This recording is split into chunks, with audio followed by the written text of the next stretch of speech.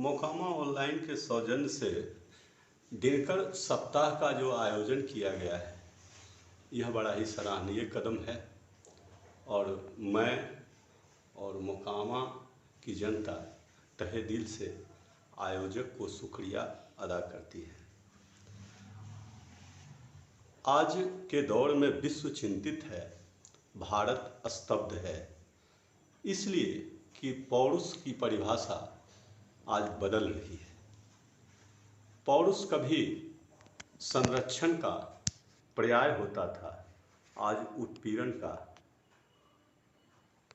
पर्याय बन चुकी है। ऐसी स्थिति में दिनकर की रचना और दिनकर के संपूर्ण साहित्य प्रासंगिक हो जाते हैं।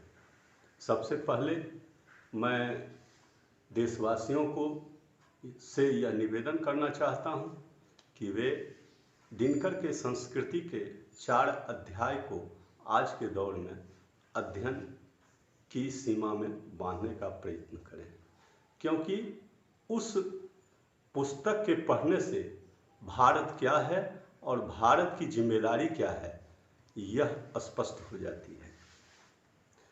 काव्य के अनुसार भारत की एक जिम्मेदारी रही है विश्व क्षितिज पर कि पुरुषार्थ का दायित्व क्या है उसको तय करना। आज के दौर में हमारे पड़ोसी देशों में जो हो रहा है, वैसी स्थिति में यह जिम्मेदारी पुनः प्रासंगिक हो गई है। ये रचना मुझे आज ज़्यादा प्रासंगिक लगती है। सुलगती नहीं यज्ञ की आग, दिशा धूमिल यजमान अधीर, पुरोधा कवि कोई है यहाँ, देश को जो दे ज्वाला के तीर। ज़्यादा प्रासंगिक लग रहा है। आज वह आग सुलगाने की आवश्यकता है जो पुरुषार्थ का मार्गदर्शन कर सके। दिनकर जी धूप और धुआं में लिखते हैं, जमीन चाहिए समाज के समत्व के लिए, स्वराज के लिए, स्वदेश के महत्व के लिए, मनुष्यता के मान के लिए जमीन चाहिए, बहुत दुखी किसान के लिए जमीन चाहिए। आज समरस समाज की स्थापना के लिए यह पंक्ति बड़ा प्रेरक मुझे लग रही है। उसी प्रकार दिनकर जी का एक महत्वपूर्ण चेहरा जो है वह प्रेम और सौंदर्य का रहा है, काव्य चेहरा। उर्वशी महाकाव्य के आधार पर ही उन्हें ज्ञानपीठ पुरस्कार से सम्मानित किया गया है। आज के दौर में पुरुषार्थ का जो भटकाव है उसको उर्वशी की पंक्तियां ही सत्य पथ पर प्रेरित कर सकती है। इंद्र का आयुध पुरुष जो झेल सकता, सिंह के बाहों में मिलकर खेल सकता, फूल के आगे वही असहाय हो जाता, शक्ति के रहते वही निरुपाय हो जाता, विघ्न हो जाता सहज बंकिम नयन के बाण से, जीत लेती रूप सी नारी मुस्कान से। मैं यह कहना चाहता हूं इन पंक्तियों के माध्यम से कि पुरुषार्थ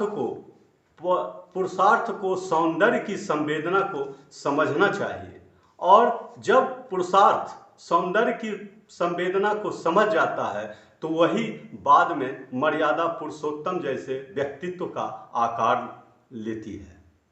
इन्हीं शब्दों के साथ आज के दौर में जो सामाजिक विसंगतियां आई है, इस पर भी मैं दिनकर के माध्यम से समाज को सचेत करना चाहता हूं।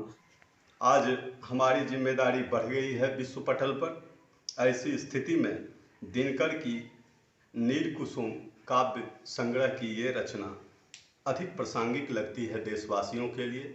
मैं यह रचना, यह पंक्ति देशवासियों को समर्पित कर रहा हूं। अंत में, उठे जहां भी घोष शांति का, भारत स्वर तेरा है, धर्म दीप हो जिसके भी कर में वह नर मेरा है।